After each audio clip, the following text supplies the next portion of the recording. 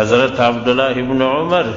رضی الله عنه هغه فرمایي وای پیغمبر صلی الله علیه وسلم تر روژه ونیولم، پر روژه یې لاس مبارک راکښې شوی، پاره داسې راته وویل کن فی الدنیا،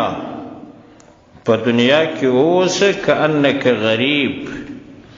دنیا کې داسې زندگی وکړه لکه ته چې مسافر یې، او عابر سبیل یا سیټ پر لاره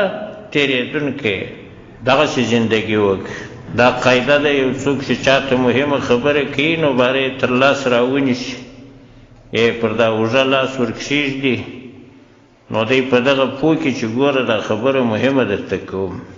نو پیغمبر صلی الله علیه وسلم حضرت عبدالله ابن عمر رضی الله عنه ته دا خبره په دغسې حالت کې کړې ده. وایي زما په روژه یې لاس مبارک راکښې شوی، باره یې دغسې راته وویل کن فی الدنیا کأنک غریب او عابر سبیل، ولګوره په دنیا کې داسې زندگی وکړه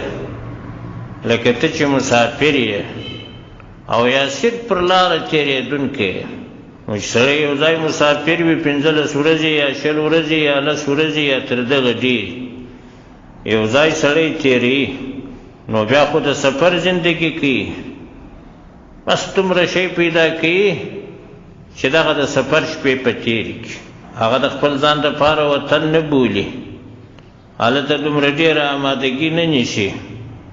ولې خو وایي زما سفر دی، یو څو شپې مې دې بېرته روان یم. او پر لاره تېرېدونکي چې یو وطن ته سړی ولاړ شي، صرف په وطن کې تېرېږي، هغه نو هلته کوټۍ څه کوي چې جوړوي، هغه هلته ودانۍ څه کوي چې جوړوي. وایي نو خو زه دلته زندګي نه لرم، ته صرف په دا لاره تېرېږم، هغه خپل وطن نه بولي. نو پیغمبر صلی الله علیه وسلم حضرت عبدالله ابن عمر صاحب ته هم دغسې وفرمایل ول دنیا کې دغسې اوسه لکه ته چې مسافر یې یا صرف یو لاروی یو ځای پر لاره باندې تېرېږي. وکان ابن عمر رضی الله عنه، حضرت عبدالله ابن عمر هم داسې ویل وكان ابن عمر رضي الله عنه يقول إذا أمسيت فلا تنتظر الصباح،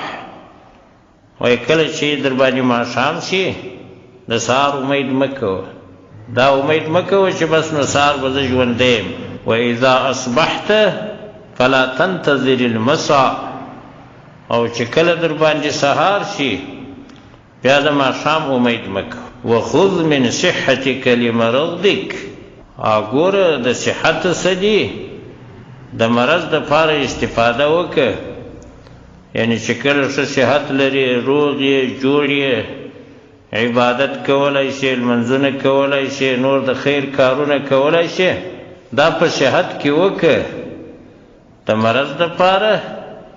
یو څه توشه برابره کړه چې سبا بیا مریض یې هېڅ دې په وسه نه یې پوره. ومن حیاتک لموتک، او د ژوند څه دې هم یو څه حصه واخله د مرګ دپاره، یعنی په ژوند کې دومره آمادګي ونیسه چې بیا هلته په مرګ په وخت کې تا ته ګټه وکړي. په ژوند کې دومره عبادات وکړه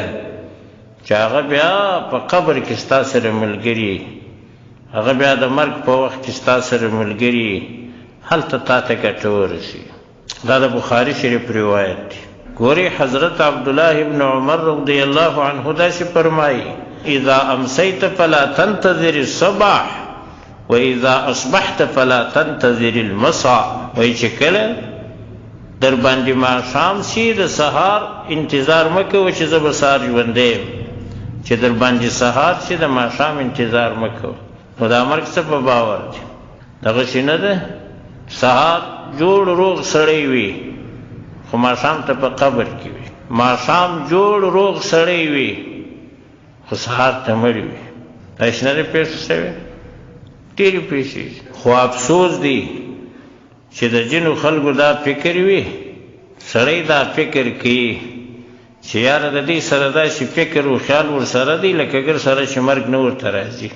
داسې زندګي وي. چې لاس یې ورسېږي هغه کارونه کوي او ښه هم پوه دی خبر هم ورکول سوي چې ګوره دا ظلمونه مه کوه دا ظلم دی د دې جزا بیا تا ته درکول کېږي دا ناروا کارونه مه کوه خو بیا یې هم کوي د سړي به دا خیال شي